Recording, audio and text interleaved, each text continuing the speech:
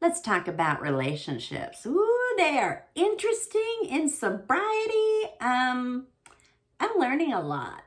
I'm discovering quite a lot about really unhealthy patterns that I've had my entire life in relationships.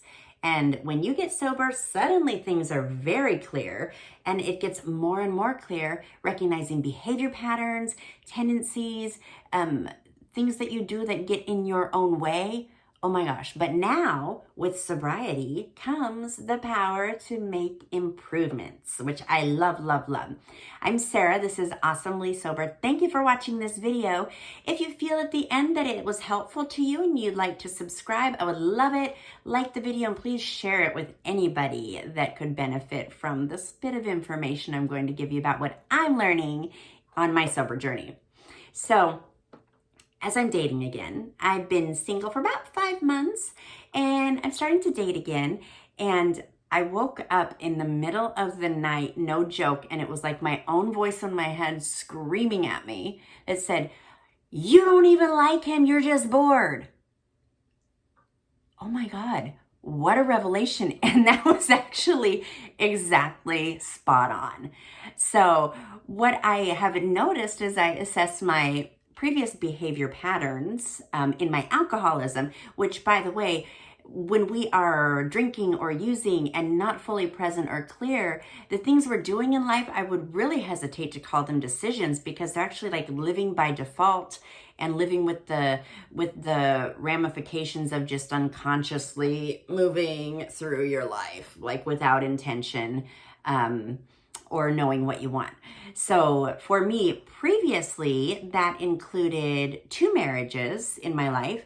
And it's funny because I did not grow up as the girl who always wanted to be a princess bride and wanted a family. And bless my parents, they never put that kind of pressure on me. My mother, even in the 2 times that I've been married, had never mentioned grandkids. Bless her heart. I love that woman. So when I think back to getting married, and it's like, what was it about that person that made me say yes? I can tell you, I was like, ooh, distracted by a shiny object, pretty. And the only thing that we had in common, and this was both times, seriously, and it feels so weird to say this, but it's absolutely true, and I'm kind of embarrassed. The only thing that we had in common is that we both thought I was fucking awesome, okay? I really was only interested in people who were like obsessively adoring me. That was it. That was like, I wasn't actually taking a moment to get to know a person and think, now, is this someone I want in my life? Is this someone that I love? I wasn't thinking about that. All I knew is that I loved how much they loved me. And that was it. And that is so messed up, right? That is not like the foundation for a healthy relationship, because guess what? There comes a time when that obsession fades off and then you're like, what's wrong with me? Am I not amazing? You don't love me anymore? And now I realize that I am still really awesome and I would totally date me, but I have the luxury now of awareness, which is also a privilege, my gosh, because we are sober. We've gone through the hard stuff to get here and we're sober every day. So now we are so fortunate to have the clarity to think, is this what I want? Is this a person that I adore? Is this someone who elevates me and we're both better together? Like, those are things to think about. I was just always so squirrely because I was wondering if someone really liked me. And I'll get into that sometimes now, dating again, if I don't feel like someone is calling me enough or making enough of an effort, which someone should definitely make an effort. If they are interested in you, they will. But I am not worrying about that so much because I'm like, oh yeah, I need to take a minute to decide if I even like him, or am I just bored? Is this the person that is on this magnificent list that I wrote out about what I want?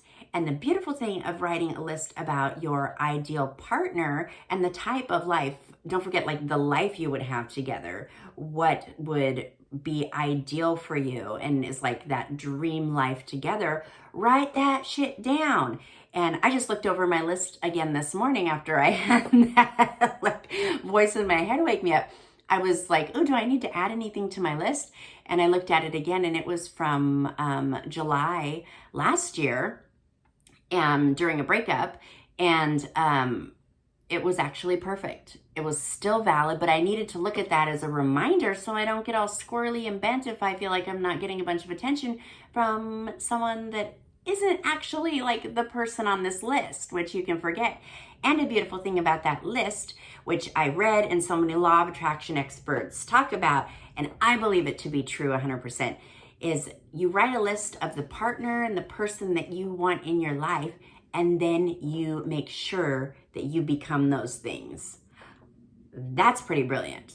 I always wanted a man who had his shit together, who owned his own home, had great friend group, loved their family. And those are things that I have in my life now that I've been paying attention to, because you can't be sitting on the couch eating donuts being like, I want a dude with abs. Well, if you want someone whose fitness lifestyle is fitness, that should probably be like how you live too, something that interests both of you, and then you'll have that together.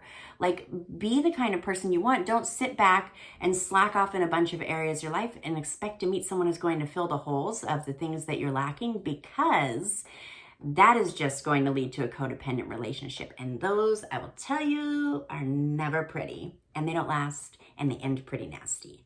So now that you know these things, you are lovable, you're wonderful, and you're in the process of getting better every day, because now you've got this list, right?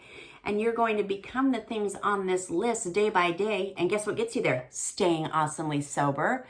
So enjoy your awesomely sober day and your awesomely sober life and the wonderful partner that you are becoming and that's coming to you. Thank you for watching.